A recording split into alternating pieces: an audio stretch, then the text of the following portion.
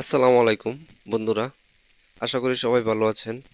আগের মতো KS computer take channel থেকে বরাবরের মতো হাজির হয়েছি নতুন একটি ভিডিও নিয়ে। তো বন্ধুরা, মাইক্রোসফট অফিস এবং মাইক্রোসফট ওয়ার্ড, বিশেষ করে যারা কম্পিউটার চালায় বা কম্পিউটারের সাথে যারা জড়িত আছি, তারা সবাই কম বেশি মাইক্রোসফট অফিস এর যে মাইক্রোসফট ওয়ার্ড আছে সেটার সাথে কম বেশি সবাই পরিচিতি আছে।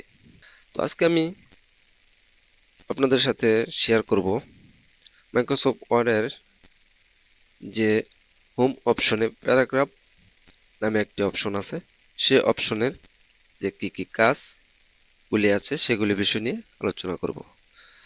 তো বন্ধুরা, ভিডিওটি মনোযোগ সহকারে দেখবেন, টেনে হিস্ট্রে দেখবেন না, তাহলে কিছু না কিছু গুরুত্বপূর্ণ টিপস আপনার কাছ থেকে হারিয়ে যেতে পারে বা বুঝতে সমস্যা হতে পারে। তো ভিডিওটি শুরু করা যাক।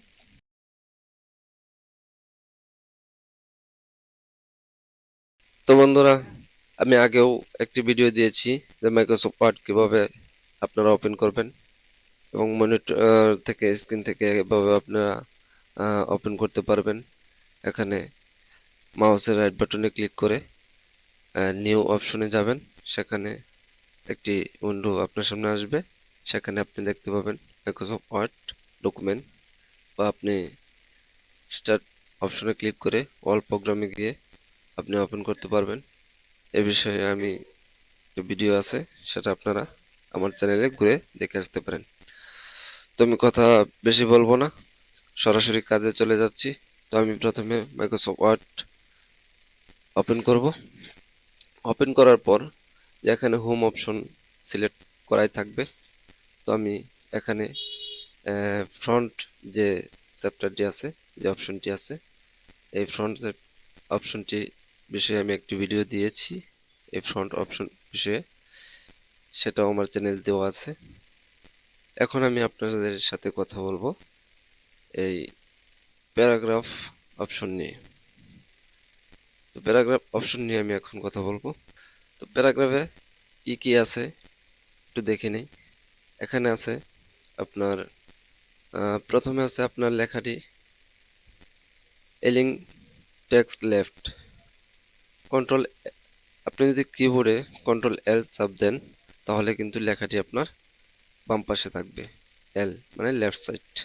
তারপর আপনি এই লেখাটি যদি মাঝামাঝি নিতে চান তাহলে এলিং মানে এলিং না, সরি, সেন্টার, কন্ট্রোল ই। আপনি যদি কিবোর্ডে কন্ট্রোল ই চাপ দেন তাহলে আপনার লেখাটি মাঝখানে চলে আসবে। তো তারপর আপনার এটা ডান পাশে আরেকটি অপশন আছে, এলিং টেক্সট রাইট, মানে কিবোর্ডে যদি আপনি করতে চান কন্ট্রোল আর, কন্ট্রোল আর, আর তে বোঝায় রাইট।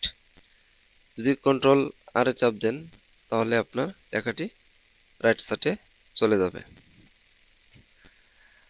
তো তারপরে হলো যে জাস্টিফাই, লেখাটি যদি আপনি দোনো সাইডে সমান্তরাল রাখতে চান তাহলে কন্ট্রোল যে চাপ দেবেন, তাহলে লেখাটি মাঝামাঝি চলে আসবে। কিন্তু আমি চাপ দিয়েছি, চাপ দেওয়ার পরে আমার এই লেখাটি কিন্তু লেফট সাইডে চলে আসছে। এই কারণে চলে আসছে সেটা আপনাদেরকে দেখাচ্ছি। যে এখানে যদি আপনার লেখাটি পুরা পেজে হয় তাহলে আপনি দেখতে পাবেন যে লেখাটি আপনার সমান্তরাল হচ্ছে, কোথাও কিন্তু কম বেশি হবে না। আপনি লেখা যখন লিখবেন তখন আপনি দেখবেন যতই লিখবেন লেখাটি কিন্তু আপনার সমান্তরাল হবে। তো বন্ধুরা, তারপর হচ্ছে যেখানে লাইন অ্যান্ড প্যারাগ্রাফ স্পেসিং, মানে স্পেস, লাইনের যে এখানে দূরত্বটা আছে, মানে এই লাইন থেকে এই লাইনে যে দূরত্বটা আছে মাঝখানে, মাঝখানে যে দূরত্বটা আমি দেখাচ্ছি, এখানে যে দূরত্বটা আছে এক লাইন থেকে আরেক লাইনে দূরত্বটা, এই দূরত্বটা যদি আপনি বাড়াতে চান তাহলে আপনি এখানে যে অপশনটি রয়েছে সেখানে আপনি ক্লিক করবেন, লাইন অ্যান্ড প্যারাগ্রাফ স্পেসিং যে অপশনটি আছে এখানে আপনি ক্লিক করবেন। ক্লিক করার পর দেখবেন এখানে কিন্তু ওই যে 1.0 দেওয়া আছে। যদি এটা দেন তাহলে লেখাটা একটু মাঝখানে ফাঁকাটা একটু কমে যাচ্ছে। যদি 1.15 দেন তাহলে মাঝখানের যে স্পেসটা আছে সেই স্পেসটা একটু বেড়ে যাবে। তো 1.5 যদি দেন তাহলে মাঝখানের স্পেসটা আরেকটু বেড়ে যাবে। তো যদি 2.0 দেন তাহলে আরেকটু বেড়ে যাবে। যদি 2.5 দেন তাহলে আরেকটু বেড়ে যাবে। 3 দেন তাহলে আরও বেড়ে যাবে। তো বন্ধুরা দেখুন আমি এখানে ক্লিক করার পর 2.5 দিয়েছি, কতটুকু স্পেস হয়েছে দেখতেই পাচ্ছেন। যদি আমি আরেকটু কমিয়ে দেই তাহলে কি হচ্ছে দেখুন, কমিয়ে দিলে কিন্তু একদম স্পেসটা কমে যাচ্ছে। আর যদি আপনি ম্যানুয়ালি করতে চান তাহলে এখানে করতে পারেন। তো তারপর তারপর হচ্ছে লেখাটা আমি একটু স্পেস কমিয়ে নিই। তারপর হচ্ছে এখানে দেখুন যে শেডিং শেডিং আপনি এখানে একটা মাঝখানে আমি একটা লাইন, এই লাইনের ব্যাকগ্রাউন্ডটা একটু কালার করব। যদি কালার করতে চাই তাহলে এখানে দেখুন অনেকগুলো কালার রয়েছে। দেখুন আমি ব্যাকগ্রাউন্ড, এখানে অনেকগুলো রং আছে, আমি যেখানে নিচ্ছি ব্যাকগ্রাউন্ডগুলিও কিন্তু চেঞ্জ হচ্ছে। মানে আমি এটা দিলাম, দেখুন এখন কিন্তু আমার ব্যাকগ্রাউন্ডটা এই কালারে পরিণত হয়ে গেছে। তো আমি এটা যদি আবার ক্যান্সেল করি বা এটা আমার প্রয়োজন নেই তখন এটা কিন্তু আবার সিলেক্ট করে নিতে হবে, মার্ক করে নিতে হবে। তারপর আমি এখানে হোয়াইট কালার দিয়ে দিলাম। আর যদি মার্ক ছাড়া দেন তাহলে এখানে কিন্তু আপনার যতটুকু আছে সেটুকুই কিন্তু মার্ক হবে। ওকে, এটা কিন্তু আমি হোয়াইট কালার এখানে দেওয়া আছে, যার কারণে কিন্তু এটা সিলেক্ট হচ্ছে না। কি জন্য হচ্ছে না সেটাই আপনাদেরকে দেখাচ্ছি। এখানে দেখুন আমি কিন্তু হোয়াইট কালার দিয়ে রেখেছি, যার কারণে এখানে আমি কিন্তু যদি পুরো পেজটাতে কালার করতে যাচ্ছি ব্যাকগ্রাউন্ড, সেখানে কিন্তু এখানে মাঝখানেরটা হচ্ছে না। মাঝখানেরটা হচ্ছে না কারণ হলো যে এখানে হোয়াইট কালার কিন্তু আমি সিলেক্ট করে রেখেছি, এই লাইনটার ব্যাকগ্রাউন্ড কিন্তু আমি হোয়াইট কালার দিয়ে রেখেছি, আপনারা অবশ্যই দেখতে পাচ্ছেন। তো এটা যদি আমি দূর করতে চাই তাহলে এখানে নো কালার নামে একটা অপশন আছে, সেখানে আপনার ক্লিক করতে হবে। ওকে, তো এখন দেখুন বন্ধুরা আমি যেটা করতে চেয়েছিলাম, এখন দেখুন আমি যদি প্রত্যেকটা যে কয়টা লাইন আমার আছে, এখানে 3টা লাইন আছে, সেই 3টা লাইনের ব্যাকগ্রাউন্ড যদি আমি দিতে চাই তাহলে এখানে কিন্তু আপনি দিতে পারবেন। ওকে, তারপর বন্ধুরা দেখুন এখানে কিন্তু আরেকটা অপশন আছে, এই অপশনটা বলে bottom and bottom border, customize the border of the selected cell or text. এই বিষয়ে আমি একটু পরে বলবো, কারণ এ বিষয়ে কিছু বলতে গেলে একটু লম্বা হয়ে যাবে। তো তার আগে আমি আর কিছু কথা বলে নিই। এখানে দেখুন উপরের লাইনে একটা অপশন আছে bullets, start a bulleted list.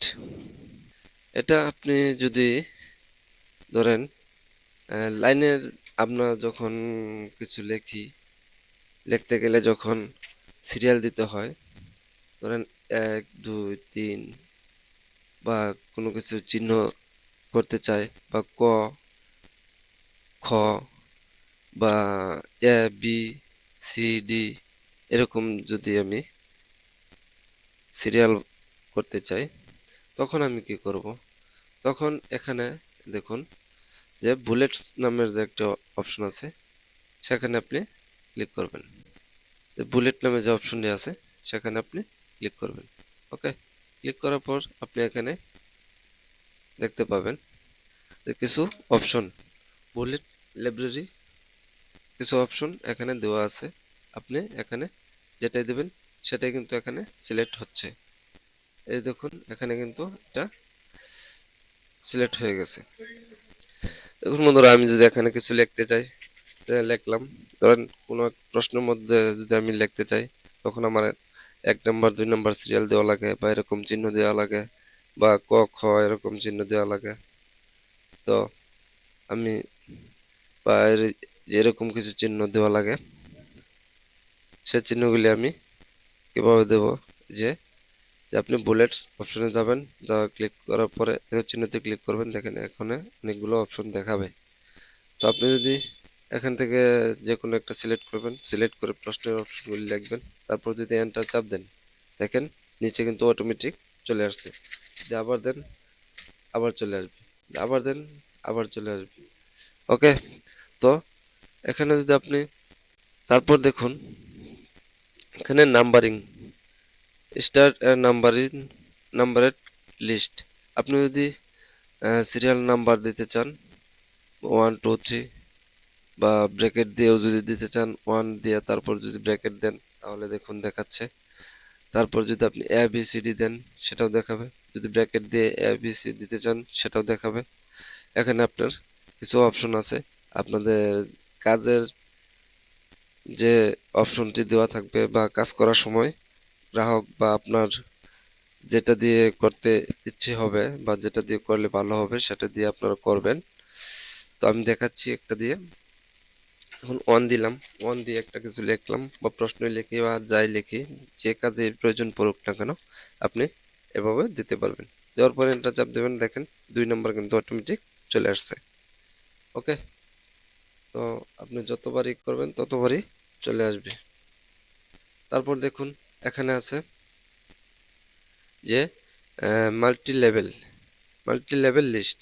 এখানে আপনি সবগুলি পাবেন, যেমন 1 পাবেন, এ পাবেন। আপনি যেটা সিলেক্ট করবেন সেটাই এখানে হবে। আপনি যেটা সিলেক্ট করতে চান সেটাই এখানে আপনি পাবেন। ধরেন আমি এখান থেকে একটা সিলেক্ট করলাম, ওই দেখুন এখানে কিন্তু চলে আসছে। ওকে, আমার কার্সারটা উপরে ছিল সেই জন্য ওখানে দেখাচ্ছে। তো আমি নিচে করে দেখাচ্ছি, দেখুন এই যে এখানে কিন্তু আমি এটা সিলেক্ট করিনি, এখানে কিন্তু আমার এটা সিলেক্ট হয়েছে। তো আমি কিছু লেখার পর এন্টার চাপ দিই, দেখবেন অটোমেটিক চলে আসছে। ওকে বন্ধুরা, ভিডিওটি লম্বা হয়ে যাচ্ছে, সব বিষয়ে আলোচনা করা সম্ভব না, তবে আমি ধীরে ধীরে সব বিষয়ে আলোচনা করব। আপনারা আমার চ্যানেলটি অবশ্যই সাবস্ক্রাইব করে রাখবেন। তো ভিডিওটি লম্বা করলে অনেকেই বিরক্ত হয়, তো যত সম্ভব আমি ভিডিওটি ছোট করার চেষ্টা করি। ভিডিওটি যদি আপনাদের কোথাও বুঝতে সমস্যা হয়, তাহলে কমেন্ট বক্সে অবশ্যই কমেন্টে প্রশ্ন করবেন। যদি ভিডিওটি আপনাদের ভালো লাগে, তাহলে অবশ্যই শেয়ার করবেন, লাইক দিবেন, এবং কমেন্ট করতে ভুলবেন না।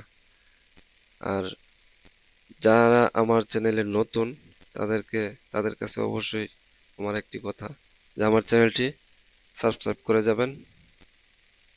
আর যারা অলরেডি সাবস্ক্রাইব করেছেন তাদেরকে অসংখ্য অসংখ্য ধন্যবাদ। তো ভিডিওটি আজকে এই পর্যন্তই। আসসালামু আলাইকুম।